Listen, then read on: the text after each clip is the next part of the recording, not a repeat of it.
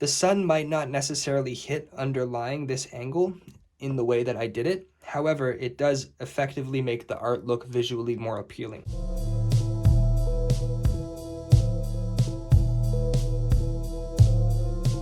Hello, good day, good evening, good night, good morning. I don't know, depends when you're watching it, I guess. I feel like I look unwell, but hey, it's all good. I hope you guys are doing good.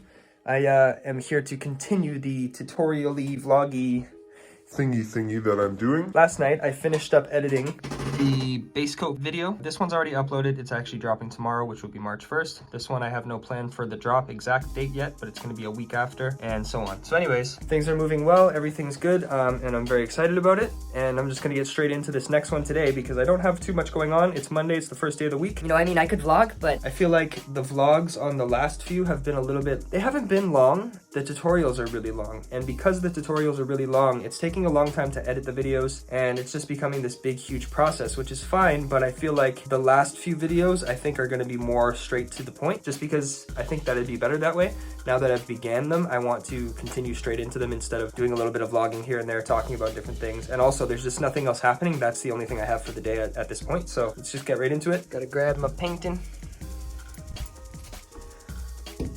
There it is, boom, boom. Okay, so we have our painting, the base coats are done, we have our 3 layers, everything looks crisp, and we're basically looking to move forward now. And for me, the next step that I usually take is I start to add the shading effects and the lighting effects. It's a pretty simple thing to do, but if you don't know how to do it, you have to still learn how to do it. So I'm going to explain how to do it, how I do it, how I go about it. You basically want to add these lighting and shadow effects because it's going to give your painting more dimension. It's going to make everything look more 3D, and it's going to make everything pop and stand out even more because he looks more like he's in a place rather than just like a flat piece of art doing nothing. It's just going to give it more dimension. So I should be able to keep this pretty simple. It's not too difficult to explain. I am going to pull out a piece of paper to give you a proper example in 1 second, but when I make a light source in my mind imaginarily for my piece of art, I usually, for the most part, I pick either the left side up kind of in the corner area or the right side on the corner area. That's just my preference. That's kind of the way I like to do it. But you could also have your light source at the top. You could technically have a light source coming from the bottom and making him glow from the bottom. That's a whole different effect as well. And depending on where you put your light source will depend on how the picture ends up looking and how things kind of reveal themselves as you go further and you start to do the shadows. Different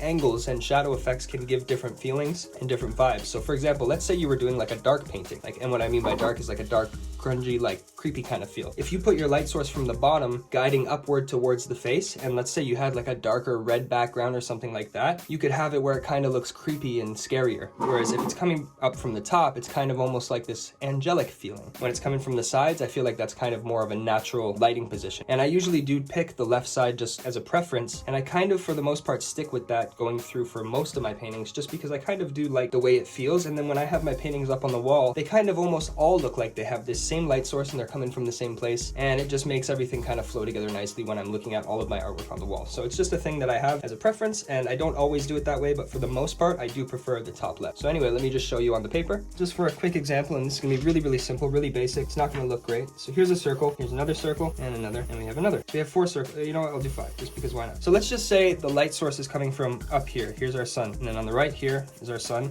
and then we'll have the bottom left, that's our sun.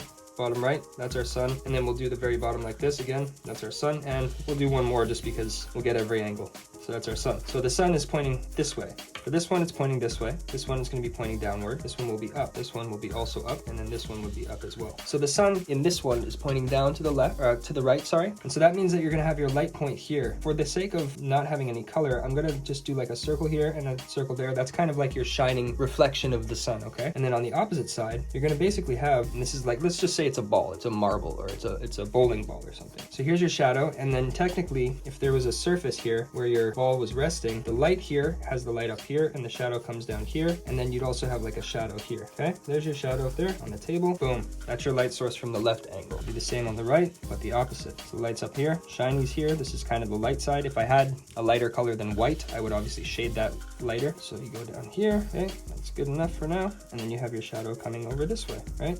Boom, we have our shadow. Same idea as this side, just opposite angle. From the top here, if it was on the table, again, it would be similar. The light would be kind of up up here, but now you have this bottom area. And because of the way the sun is, let's just say the sun is not literally above it on top, it's kind of further in the distance. This is in the foreground, the sun is in the background, that's what I mean. And so this light here is not coming straight downward, it's actually coming on an angle from back away on an angle to it. So it would actually hit just slightly behind this ridge of the ball. And so the shadow here would actually be a little bit more depthy. However, it would get darker towards the bottom, and then it would lighten as you go on up, because you'd get that gradual shading where it gets darker because of the way the sun is hitting that, okay?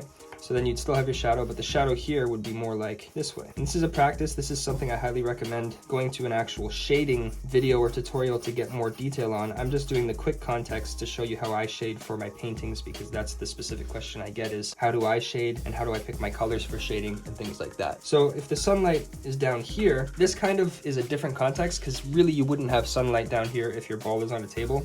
You're not gonna have the sun under the table. So let's say this is a lamp. You have a lamp here. The light would be here, and then up here again would be your darkness. On the opposite side is always going to be darker, so you want to darken it. Let's say this was red. I would do a pink or a lighter red here, have the base red in the middle, and a darker red on the edges. That's the context. I'll do this one. I'm going to skip this one because it's the same thing as this, but opposite. So let's say this is the sun, but now instead of having the sun here behind this like this, we're going to have the sun here in the front, and we're going to pretend that this sun is actually higher up than the ball. And because of the angle I drew this, that kind of makes it look weird. So let's just say the sun is actually here again, but instead of it, let me erase this, but instead of it being behind the ball like this one, we actually have it in front of the ball. So I'll make it look bigger so that it almost looks like it's perceiving itself to be in front of the ball. And then your sunlight would actually be hitting, let's say it's angled down like this, maybe around here. And this one becomes a bit more challenging because of the way the sun is. You have your light all kind of hitting here, and then your shade would actually be similar to this, but not so high up on the ball, because the sun is kind of angled now towards the face. So where you perceive your eye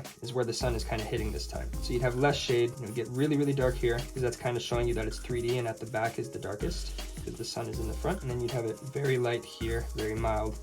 You could even have maybe a little bit of shading there. And then this, if it was on the table, let's make the table go further back. Your shadow would actually be behind the ball, which technically you might not even see it at all because of that, but we'll just put it here just for the sake of it. You get what I mean? So you have your left, right darkness. Light up here, you have the right sun source, you have the lightness on the right at the top, and then you have the darkness at the bottom. Same with the middle. If it's coming from the middle behind, you're kind of gonna have the light here, and then you're gonna have the darkness here. This is exactly the same as this, just the opposite angle. So this is the sun from behind the ball. This is the sun if it was in front of and above the ball, which means it's actually exactly the same. If I was to turn this ball around and spin the sun with it, you would literally have this exact same picture. This is from the bottom angle. Let's say you have like a light bulb. Boom, here's my little lamp, okay? It's got the light, and there's the light source. Same idea, it's just turning up the light at the angle here, and then kind of giving you shadow on this angle. So now that we have that kind of rough, super rough idea, we can kind of start to get an idea of how this might turn out to be. So what we're gonna wanna do, I'm gonna use the light source from the top left as I usually do. So what's gonna happen is, just as a quick example, I'm gonna take my orange for the light source. Because it's nice and bright like this,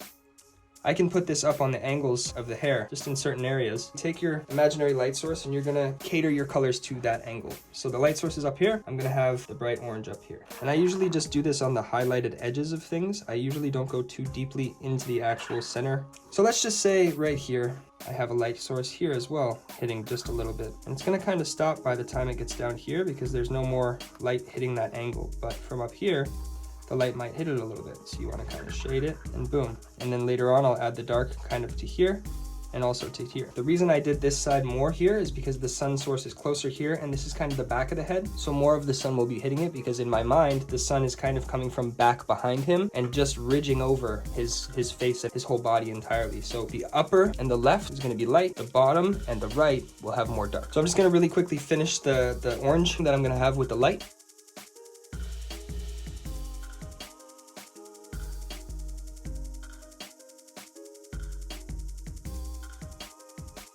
Okay, so you can see that I have my light source hitting at the top of the head a lot, and then I also have it on the side. Actually, I want to just add maybe a little bit more here. I feel like it's not quite hitting enough. So let's go with this.